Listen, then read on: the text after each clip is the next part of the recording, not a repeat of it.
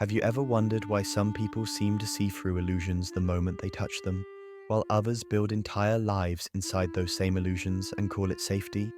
You move through a world that appears loud and crowded, yet beneath it runs a quiet, invisible agreement. Not to look too closely, not to ask too deeply, not to disturb the fragile comfort that holds everything together.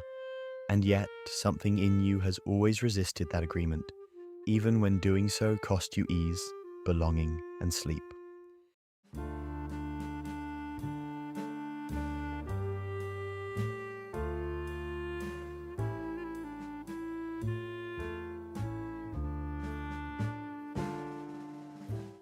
You can feel the difference in ordinary moments. A room full of laughter where something feels off to you, long before anyone else notices. A promise spoken smoothly that your chest tightens against, as if your nervous system heard a truth your ears were never given. Neuroscience calls this pattern detection, the brain's capacity to compare incoming information against stored emotional memory. But emotionally, it feels like a quiet burden, the sense that you are always awake inside a world that prefers to dream. As a child, you may not have had language for this awareness, only a feeling that something didn't add up. You watched adults say one thing and do another. You felt the emotional weather of rooms before anyone announced the storm. While other children played safely inside simple stories of good and bad, you learned early that reality was layered, that masks existed, and that shadows often spoke more honestly than faces. That's how the mind first learns to think critically, not from books, but from the necessity of reading between emotional lines to survive. As an adult, this awareness no longer feels like a gift, it feels like a quiet exile. You sit in conversations where everyone seems comfortable with easy answers while your mind keeps pulling at loose threads. You love people deeply, yet you sense the monster within that whispers caution when connection grows too warm. You crave closeness but flinch at illusions. Attachment research tells us that safety teaches trust, but inconsistency teaches vigilance, and vigilance never really sleeps. Critical thinking is not intelligence in the way society flatters it. It is not arrogance. It is not cleverness. It is the courage to let doubt breathe in a world that survives uncertainty. It is walking through a foggy city where every street sign points somewhere, but none of them were chosen by you, and you alone feel the ache of wanting to turn around and ask who placed them there. It does not make your life easier. It makes your life clearer, and clarity has weight. You begin to sense that the loneliness you carry is not random, that the overthinking, the emotional distance, the quiet resentment toward shallow answers are not flaws but symptoms of an awakening that asked for no permission.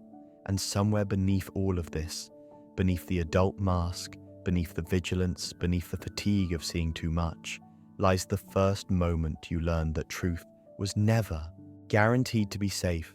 That is where this story truly begins.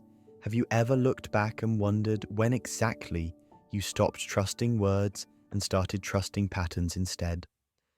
Long before critical thinking became a trait anyone would name, it was first a quiet survival skill, learned in rooms where the emotional air was unstable and the rules kept changing without warning. As a child, you did not wake up one day deciding to question reality. You learned to do it because reality itself refused to be consistent with what it claimed to be. There was the child who asked too many questions and was met not with answers, but with sharp silence or humiliation. Each question became a threat, each curiosity a small act of rebellion. Slowly, the child learned that truth was dangerous when spoken out loud, but powerful when studied in secret. Then there was the child who was ignored, whose questions fell into emotional emptiness like stones into a well that never echoed back. That loneliness taught a different lesson, that if no one would explain the world to you, you would have to build your own map. And then there was the child forced to grow up too fast, who learned not to listen to what people said at all, but to the emotional weight behind every gesture, every hesitation, every contradiction that lived between words. Attachment psychology tells us that safety allows children to explore freely, but insecurity forces children to scan constantly. The brain adapts. The prefrontal cortex begins to organize experience not through trust, but through vigilance. You stop absorbing reality passively and start analyzing it actively. You learn early that faces can smile while intentions sharpen behind them. You learn that love can vanish without warning, that anger can hide behind politeness, that promises are not proof of protection. That is how observation becomes instinct, and instinct quietly transforms into analysis. In those early years, you learn to wear a mask long before you understood what it was. You learn to hide confusion behind obedience, fear behind humor, longing behind silence. And deep inside, the shadow began to take shape, not as something evil, but as something alert. It watched, it remembered, it compared. While other children played in the garden of simple meanings, you stood at its edge, noticing where the soil failed to hold water, where certain flowers never returned after they were trampled. This early awareness did not feel like intelligence. It felt like tension in your chest, like unease when things look normal on the surface but wrong underneath. It felt like being the only one in the room who could hear the monster breathing behind the walls. You did not become a thinker because you loved complexity. You became one because simplicity stopped feeling safe. And so, without textbooks or philosophy, your mind trained itself on inconsistency, on emotional gaps, on silent signals. Critical thinking was born not from freedom, but from necessity. It was the mind learning to protect the soul, and that quiet armor, once formed in childhood, would one day define the adult you would become. Have you noticed how you can stand in a room full of voices and still feel like the only one listening? In meetings, you are often the quiet one, the person who watches instead of performs, the one whose silence is mistaken for absence while your mind is taking everything apart and putting it back together again. Your face stays calm, measured, almost unreadable, but behind that stillness, the machinery never stops. This is the mask you learn to wear, not to deceive, but to survive without being exposed. In everyday life, it shows in small, invisible ways. A colleague makes a confident claim and the room nods along, yet you feel the contradiction instantly, like a thread pulled too tight beneath the fabric of their certainty. In relationships, someone speaks about love, loyalty, or forever, and while they hear reassurance in their own words, you hear the gaps between them. You don't distrust people because you are cold. You distrust easy answers because your shadow remembers how often simple explanations fail to protect you. The oxygen mask goes on first, not because you are selfish, but because you learned early that no one else would reach for it in time. Romantically, this creates a strange tension. You crave closeness, yet closeness feels dangerous when illusions are involved. You want truth, yet truth is rarely gentle. Your partner may accuse you of being distant, overthinking, or impossible to please, never realizing that you are simply responding to what you see beneath the surface. Attachment theory would call this hypervigilance, the nervous system's refusal to rest after growing up in emotional uncertainty. Love asks you to surrender the mask, but your nervous system still believes surrender leads to loss. Socially, you drift at the edges of groups. You can laugh, participate, even lead when needed, but there is always part of you watching from a step back. You sense when tension enters a room before voices rise. You notice the quiet power shifts, the unspoken alliances, the emotional undercurrents no one admits exist. This awareness can grant you influence without noise, yet it comes at a cost, the loneliness of seeing what others are not ready to see. At night, when the world finally quiets down, the mask loosens and the shadow grows louder. The same mind that protects you becomes the monster that won't let you rest. You replay conversations, analyze motives, weigh truths against one another until sleep feels like a privilege, reserved for simpler minds. The garden of your inner world is fertile, but it is rarely calm, and some nights it feels like it has forgotten how to hold water. From the outside, you look composed. Inside, you are always working. And slowly, you begin to sense that this way of moving through the world is not just personality, not just habit, but something wired far deeper. Something etched into the rhythm of your brain itself. That question, once felt only in your chest, now begins to turn scientific. Have you ever felt your mind step back from a moment as if it were watching itself think, like a mirror turning toward another mirror inside your skull? This is not imagination. This is metacognition, the brain observing its own reactions, and it is one of the quiet signatures of critical thought. While most minds move straight from stimulus to emotion to action, yours pauses in the space between, where the prefrontal cortex weighs meaning, consequence, and hidden pattern. You don't just feel the wave, you watch it rise. Neuroscience tells us that fast thinking belongs to survival, the ancient circuits that react without asking why. Slow thinking belongs to reflection, the newer networks that analyze, compare, and resist impulse. For most people, the fast system does most of the ruling.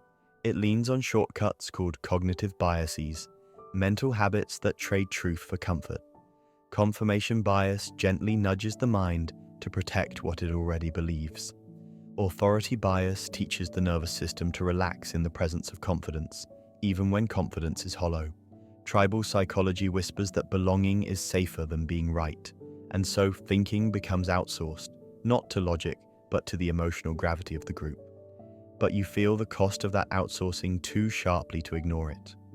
Pattern recognition in your brain does not rest easily. It cross-references tone with truth, behavior with promise, power with intention. While others absorb narratives whole, your mind dissects them, like a surgeon uneasy with unexamined flesh. This is why your reactions often arrive late but heavy. You do not explode quickly. You accumulate quietly. You do not surrender to the first emotion that flashes across your chest. You observe it, test it, doubt it, sometimes even resent it for arriving at all. This neurological slowing is exhausting. Functional imaging studies show that sustained analytical processing consumes far more energy than automatic emotional response. This is why the thinker feels tired in ways that rest does not easily fix. You carry the monster within not as rage, but as vigilance, always awake, always monitoring. At times it protects you from illusion. At times it devours peace. The garden of your mind grows carefully, intentionally, yet it often feels as though the soil itself demands more from you than it gives back. Emotionally, this creates distance. When someone lashes out impulsively, you are already 2 steps above the moment, observing their fear rather than their words. When someone clings to certainty, you sense the fragility beneath it.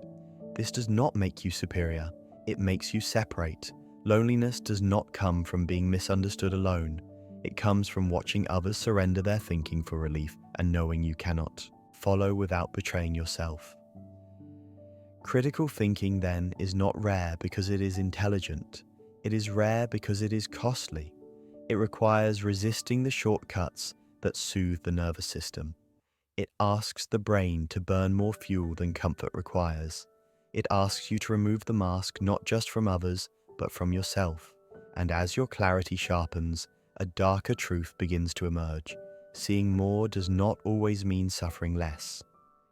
Have you ever laid awake at night, your mind sharp and restless, while the world outside seemed to sleep effortlessly inside its chosen illusions? There is a quiet cruelty to seeing too clearly. While others surrender to the comfort of simple stories, your awareness keeps peeling back layers you never asked to uncover. The room is dark, the city breathes softly beyond the window, and yet inside you the lights never fully go out. Thought follows, thought like footsteps in an empty hallway, and the silence grows heavier with every truth you touch. You begin to feel how awareness isolates. In conversations, you sense what isn't said more than what is. In authority, you see the insecurity behind confidence. In love, you recognize the places where fear disguises itself as certainty, and each recognition creates distance, not because you want to stand apart, but because illusions are the social glue of belonging, and you no longer trust the warmth they promise. Attachment theory would call this a nervous system shaped by unpredictability, but emotionally it feels like standing on the edge of every room, close enough to feel the heat, never able to rest inside it. Hyperanalysis slowly becomes its own kind of paralysis. You measure every word, trace every motive, examine every promise until movement itself begins to feel dangerous. The monster within no longer protects you from deception alone. It begins to protect you from hope as well. You hesitate where others leap. You retreat where others rush forward. A relationship grows, and instead of surrendering to its momentum, you dissect it for fractures that have not yet appeared. And when your caution is misunderstood as coldness, resentment quietly takes root on both sides of the mirror. There is a particular loneliness that belongs only to those who see contradictions clearly. You cannot unsee them. You cannot unknow the way kindness sometimes hides self-interest, the way loyalty can bend under pressure, the way certainty often masks fear. Truth sharpens, but it also cuts, and over time you feel the cost of carrying it alone. You begin to envy the ease with which others trust the surface of things, how they drink from the garden without questioning whether the soil will someday run dry. Authority becomes heavy to endure. You resist commands that do not make sense, roles that ask you to perform belief rather than examine it. You crave belonging yet recoil from the price most groups demand: silence, compliance, emotional shortcuts. And so you drift between connection and distance, too awake to fully merge, too human to fully detach. The shadow of critical thought is not ignorance but fatigue, an existential tiredness that comes from watching the world repeat illusions while you remain stuck with understanding. You realize that awareness does not guarantee peace. It only guarantees that you cannot hide from what is. And as the weight of this clarity settles deeper into your chest, you begin to sense that your struggle is no longer yours alone, that the world itself is quietly built to reward sleep over sight. Have you ever noticed how quickly a room relaxes when someone says what everyone wants to hear, and how tense it becomes when someone simply tells the truth? From your first years in school, you were quietly trained in this exchange you never agreed to. Approval in return for agreement, belonging in exchange for silence. The child who colors inside the lines is praised. The one who questions the lines is corrected. You learn early that being right is far less important than being acceptable, and that lesson does not loosen its grip as you grow older. In classrooms, curiosity often survives only when it does not interrupt the rhythm of obedience. In offices, disagreement is tolerated only when it arrives disguised as diplomacy. In digital crowds, rage spreads faster than reflection, and certainty earns applause while doubt is treated like betrayal. Social identity theory explains what your chest already understands. The human nervous system fears exclusion more than it loves truth. To belong is to breathe, and to stand alone feels like suffocation. So most people choose the warmth of the herd, even when it leads them toward illusions they can feel, but never name. You watch this happen in real time. A coworker lowers their voice to agree with the room rather than risk standing apart. A friend reshapes their values depending on which group is watching. A lover avoids difficult questions because the answers might disturb the fragile peace between you. And each time, something inside you tightens, not because you are superior, but because your shadow has already learned what comfort can cost. You see how emotional safety is often purchased with intellectual surrender. Philosophers once warned that the crowd does not move toward truth, but toward cohesion, and cohesion rarely survives honesty. The herd rewards those who maintain the shared illusion and quietly wounds those who threaten it. You become socially inconvenient without meaning to be. You ask questions that arrive too early. You hesitate where enthusiasm is expected. You pause when celebration feels hollow. And slowly, you sense the emotional temperature change around you, as if the room itself has decided you are colder than it prefers. There is a particular loneliness in being the one who disrupts emotional comfort without raising their voice. You are not trying to provoke. You are trying to understand. Yet understanding is treated as resistance in systems built on speed, spectacle, and moral performance. The mask everyone wears is decorated with certainty, and your refusal to decorate yours makes others uneasy. They do not hate you, not exactly. They simply do not know where to place you inside their shared dream, and so the pressure grows quietly. The world does not need to punish you loudly, it only needs to withhold ease. Promotions slip past you, invitations soften, conversations shorten. The message is never spoken, only felt. It is safer to agree than to see, and as you absorb that message again and again, you begin to realize that the greatest force shaping your inner world is no longer your mind alone. It is the weight of a culture that fears waking up. That pressure does not crush you all at once. It enters slowly, like water seeping into walls. until one day you feel it inside your own chest. Have you ever felt the strange exhaustion of carrying a mind that never truly sets its bags down, even when the day is over and the room has gone quiet? Awareness does not end at the edge of responsibility. It follows you into sleep, into silence, into the spaces where other people finally rest. Anxiety becomes the background hum of your nervous system, not because danger is always present, but because possibility never stops knocking. Your brain keeps scanning for meaning, for threat, for contradiction, and the body learns to live in a state of permanent readiness, as if the storm could return at any moment. You feel it most sharply in crowded places. At a long dinner table, voices overlap, laughter rises, glasses clink, and yet you sit there with the strange sensation of being unseen. You notice who leans toward whom, where tension stiffens shoulders, where smiles arrive too quickly. Everyone is talking, but you are listening to the emotional weather beneath the noise. By the time dessert arrives, something inside you already feels tired, as if you've run miles without moving. This is the loneliness of separation that does not require being alone. In relationships, the strain grows heavier. You love deeply, but your love is filtered through awareness. When your partner speaks from hope, you hear the fear hiding inside it. When they make promises, your mind quietly tests them against history. You want to relax into the warmth, yet the shadow within keeps walking the perimeter, checking for cracks in the walls. Attachment wounds echo here, where longing and caution pull in opposite directions. Your partner may call you distant. You may call yourself careful. Between those words, resentment begins to grow like vines along the edges of the bond. And then there are the nights. You sit alone in the dim light of a screen, scrolling through faces, headlines, declarations of certainty and outrage, and the world feels asleep inside its own performance. You feel the garden of your inner world drying, not from neglect, but from overexposure to truths that offer no shelter. Depression does not arrive as a dramatic collapse. It arrives as a slow dimming, a fatigue of caring too much and belonging too little. Moral dissonance settles into your chest, the ache of seeing what is and longing for what could be without knowing how to bridge the distance. The monster within no longer feels like protection. It feels like weight. You begin to envy those who can surrender their questions at the door of belief, who can rest inside simple answers without feeling the ground shift beneath them. Fear and resentment take turns at the wheel, neither wanting to admit that what you truly crave is rest, not from the world, but from your own relentless clarity. Yet even here, in this slow ache, something quietly waits. Beneath the suffering, beneath the exhaustion, beneath the shadow's heavy breath, a question begins to form.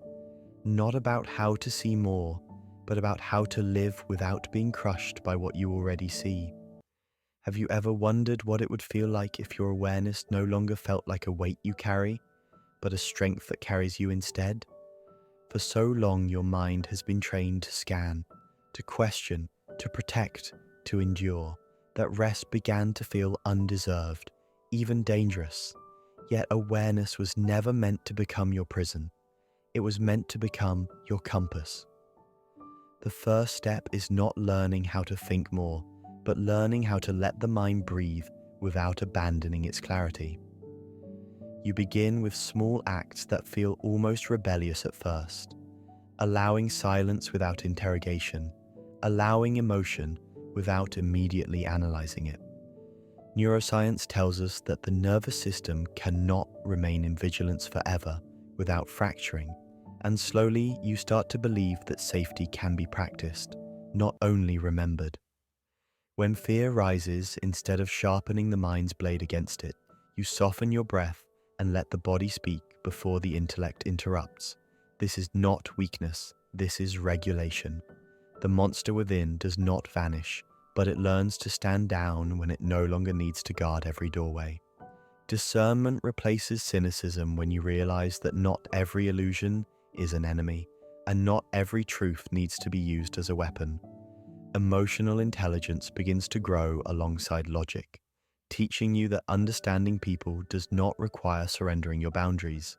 You learn to separate curiosity from self-betrayal, In relationships, this looks like choosing presence without abandoning perception, like letting love unfold without demanding guarantees it was never built to provide.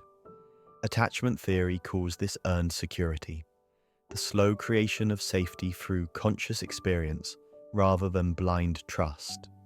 You also begin to choose your inputs with intention. The garden of your inner world can only flourish if you stop flooding it with noise that was never meant to nurture it. Misinformation, outrage, performative certainty, you no longer feed on them in the same way. Boundaries form not as walls, but as filters. You engage without drowning, you question without hardening, you step back without disappearing. Critical thinking, when grounded emotionally, becomes something rare and quietly powerful. It transforms from a defensive reflex into a steady form of self-respect. You no longer need to prove that you see through illusions.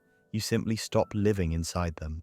Compassion returns to your voice, not because you have become naive, but because you understand that most people cling to their stories the way a child clings to the dark, when the light feels too sharp. And in this balance, something subtle changes. The loneliness that once followed your clarity begins to loosen its grip. You are still awake, still aware, still questioning, but now you are no longer alone inside your own seeing. You begin to sense that awareness itself was never the burden. It was the untrained nervous system carrying it that made it feel unbearable. From here, the journey is no longer about surviving truth. It becomes about learning how to live with it. Have you ever wondered why clarity so often feels like distance? Why seeing deeply can make you feel farther from the world rather than closer to it? There is a peculiar solitude that follows those who learn to look without flinching. You carry a kind of light that was never meant to dazzle crowds or warm entire rooms. It is a quieter flame, one that reveals rather than comforts, and because of that, it is rarely welcomed at first glance. You move through life understanding more than you can easily explain, sensing more than you can comfortably share, and the silence that follows this awareness becomes your most faithful companion. There were moments when you wished to be simpler, when you envied the ease of those who could rest inside ready-made answers, who could surrender their questions at the altar of certainty and finally sleep. You tried at times to soften your sight, to dim the edge of your understanding so you could belong without friction. But the shadow always returned, not to punish you, but to remind you of what you had already seen. Once the mask falls from the world, it never truly fits back into place again. You have learned by now that critical thinking was never meant to make you superior, and it was never meant to make you safe. It was meant to make you honest, honest with what you feel, honest with what you fear, honest with the contradictions that live both inside you and around you. The monster within that once guarded you through uncertainty now asks something different, not for more vigilance, but for discernment. Not every battle must be fought. Not every truth must be spoken. Some truths are meant to be carried quietly, like lanterns on long roads. You were never meant to escape the world, and you were never meant to rule it. The philosopher's path is not dominance, and it is not disappearance. It is presence without surrender. It is the ability to walk among illusion without being owned by it, to love without blindness, to doubt without becoming hollow. You begin to feel that your role is not to tear the world awake, but to stay awake within it. And slowly, something softens in your chest. The loneliness does not vanish, but it changes shape. It becomes spacious instead of heavy. You realize that being misunderstood is not the same as being unseen, and that carrying truth does not mean carrying it alone. Others like you exist, scattered and quiet, holding their own small lights in distant corridors of the same dark. In the end, you learn the final truth. Critical thinking leaves in your hands. Clarity is not comfort. It will never rock you gently into sleep, but it will give you something even rarer, a freedom that does not depend on illusions, a dignity that does not require approval, and a life that, though often solitary, is unmistakably your own.